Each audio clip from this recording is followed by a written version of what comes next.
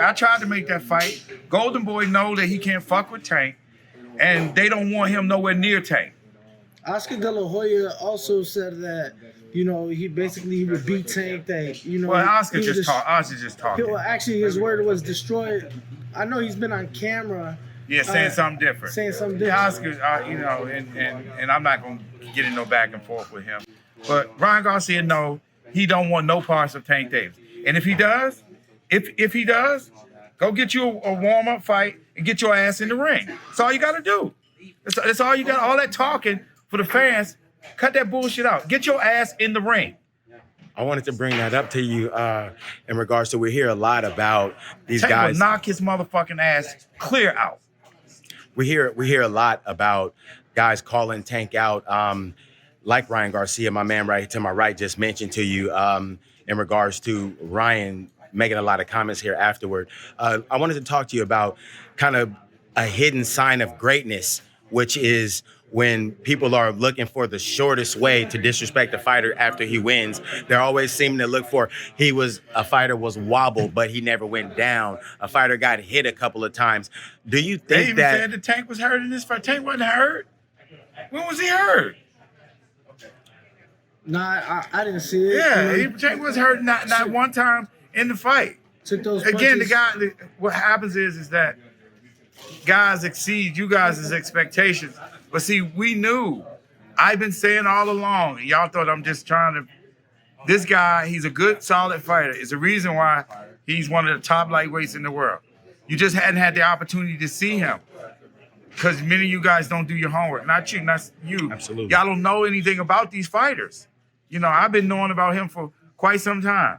It's the reason why, again, that we put him on the undercard, because I knew this would be a good fight down the road. It just happened a little sooner than I thought. But he's tough as nails. TBE said that earlier in the week. They're like, you guys are calling a lot of these fights upsets. When they're not upsets, you guys just don't know about them. Yeah, they just don't know. They just don't know. And again, it's like you got promoters who don't know.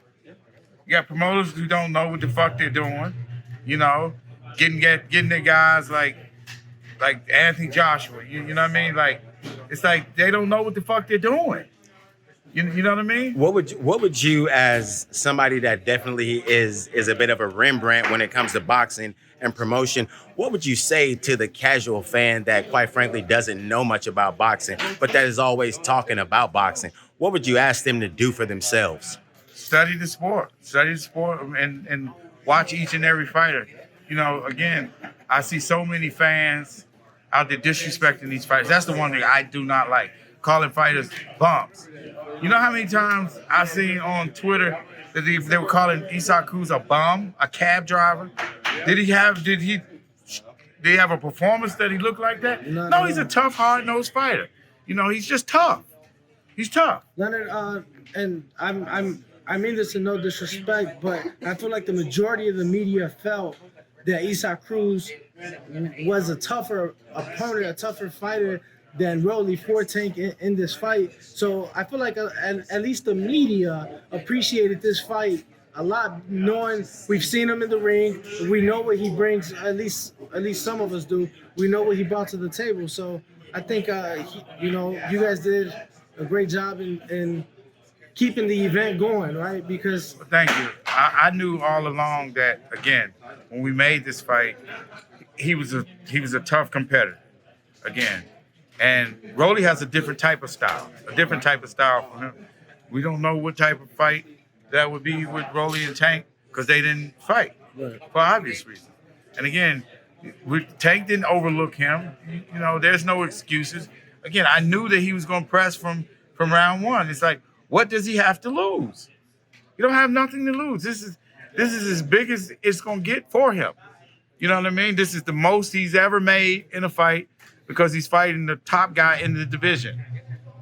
What would you say to fighters that are in the future will be in Isaac Cruz's position? It's a time-honored kind of tradition where a relatively unknown gets a chance to match his skills versus the best in his division. What would you tell the youngsters that are going to be training tonight after tonight's bout? What would you tell them to get themselves ready for a moment like this, Leonard? Continue to stay at it. Continue to work hard.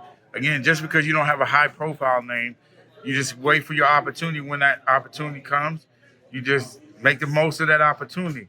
Cruz, he was on a big platform tonight, and moving forward, he has a bigger name. People now, they won't be calling him them disrespectful names that they were prior to the fight. I can guarantee you that.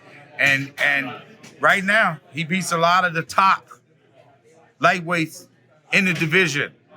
Trust me, because his come forward style.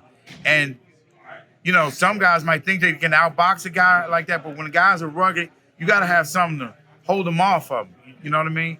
And even though Tank's hand was hurt, he got pop in the other hand. You know what I mean? But more importantly, he boxed.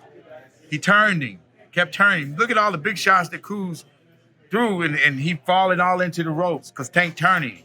Tank just showed you, you know, again, that when he wants to, he can go in his bag and he can box. Leonard, gotta ask, obviously, you knowing about Champ's injury going into this fight, was there at any moment that you guys are like, maybe we should postpone the event? No, actually, no, it was never any doubt about that.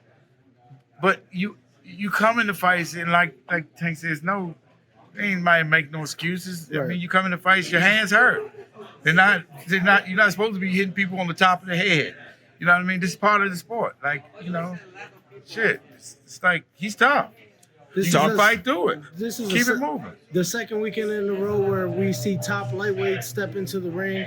Saw George Kambosos last week in New York City defeat Teofimo Lopez. I haven't been able to speak to you since that. Just want your thoughts on that upset to most, right? Yeah, I